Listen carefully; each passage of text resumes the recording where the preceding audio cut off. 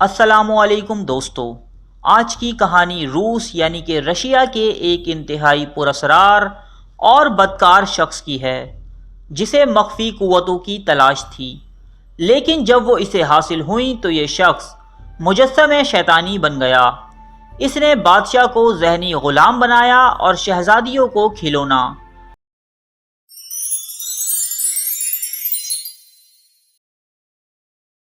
1870 میں سائبیریا کے ایک گاؤں میں ایک تانگے والے کے گھر ایک لڑکا پیدا ہوا جس کا نام راسپوتین رکھا گیا۔ اس بچے میں پیدائشی طور پر کچھ پراسرار قوتیں موجود تھیں۔ یہ اصطبل میں موجود گھوڑوں کو نگاہوں کے ذریعے اپنے پیغامات پہنچا دیتا اور ان کی باتیں جان لیا کرتا۔ ایک مرتبہ اس کے گاؤں میں ایک گھوڑا چوری ہو گیا۔ کیونکہ یہ بچہ گھوڑوں کی باتیں جان لیا کرتا تھا، اس لیے اس نے صحیح چور کی نشاندہی کر دی۔ اس طرح راسپوتین پورے گاؤں میں مشہور ہو گیا۔ لیکن جب یہ بڑا ہوا تو اول درجے کا آوارہ اور اوباش ثابت ہوا۔ رات دن شراب کے نشے میں دھت رہتا۔ گاؤں کی کوئی لڑکی اس کی نظروں اور کرتوتوں سے محفوظ نہیں تھی۔ آئے دن لوگ اس کی ماں اور باپ کو ذلیل کیا کرتے۔ اس کا حل راسپوتین کے ماں باپ نے یہ نکالا کہ قریبی گاؤں کی ایک بہت خوبصورت لڑکی فیڈرونا سے اس کی شادی کر دی۔ لیکن راسپوتین شادی کے بعد بھی اپنی حرکتوں سے باز نہ آیا، بلکہ وہ اپنی بیوی کی موجودگی میں بازاری لڑکیاں اپنے گھر لے آتا۔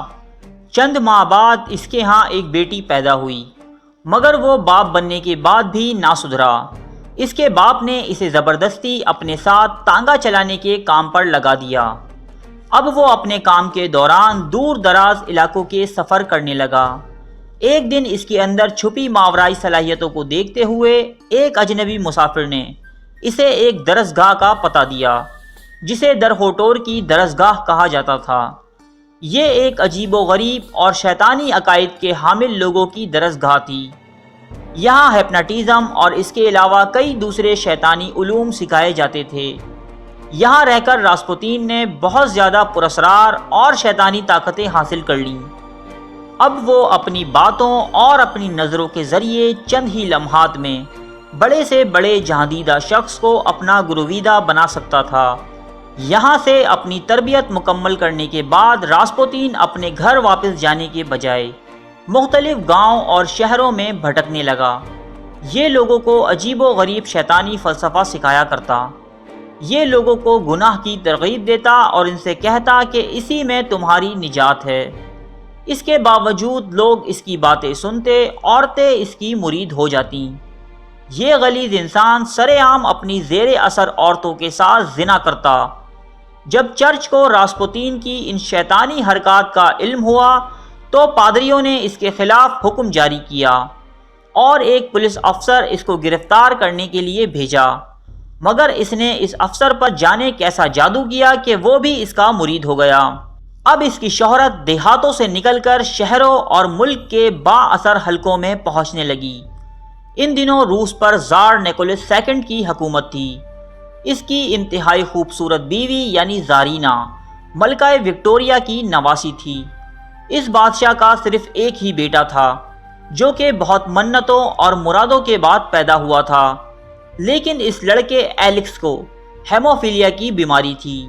زارینا اس کے لیے بہت پریشان رہتی۔ جب راسپوتین کی شہرت زارینا کے کانوں تک پہنچی تو اس نے اپنے بیٹے کے علاج کے لیے خفیہ طور پر راسپوتین کو محل میں طلب کیا۔ راسپوتین نے اپنے جادو ٹونے کی مدد سے ایلکس کی وہ بیماری ٹھیک کر دی جو دنیا بھر کے ڈاکٹر اور حکیم نہیں کر پائے تھے۔ زارینا اس کی صلاحیتوں کی معترف ہو کر اس کی مرید ہو گئی۔ جب بادشاہ کو یہ پتہ چلا تو وہ بھی راسپوتین کا عقیدت مند ہو گیا۔ اب راسپوتین جب چاہتا اس محل میں آ سکتا تھا۔ بادشاہ اور ملکہ کو دیکھ کر دیگر امراء اور فوجی عہدیدار اس کے پاس اپنے مسائل لے کر آتے۔ آہستہ آہستہ وہ اشرافیہ میں بہت مقبول ہو گیا، مگر اس کے ساتھ ساتھ اس کی بدکاری اور جنسی ہوس کے قصے بھی مشہور ہونا شروع ہو گئے۔ یہ اپنی ماننے والی عورتوں کو زنا کی ترغیب دیتا اور خود ان کے ساتھ ملوث ہوتا۔ یہ انتہائی غلیظ شخص تھا۔ اس کے جسم سے بہت گندی بدبو آتی تھی۔ غسل نہ کرنے کی وجہ سے اس کے بال اور اس کی داڑھی چکناہٹ اور میل سے اٹی رہتی۔ اس کے دانت نہایت ہی گندے اور ناخنوں میں میل بھرا ہوتا۔ اس کے باوجود یہ امیر اور خوبصورت عورتوں کو اس طرح اپنا گرویدہ بنا لیتا کہ اس کے ساتھ بدکاری کو وہ اپنے لیے باعث فخر سمجھتیں۔ جب اس کی یہ حرکات حد سے زیادہ تجاوز کر گئیں تو کچھ لوگوں نے زارینہ یعنی ملکہ سے اس کی شکایت کی، لیکن ملکہ تو خود اس کی خوابگاہ میں کئی گھنٹے مقیم رہا کرتی تھی۔ وہ اس کی صلاحیتوں کی دل سے قائل تھی۔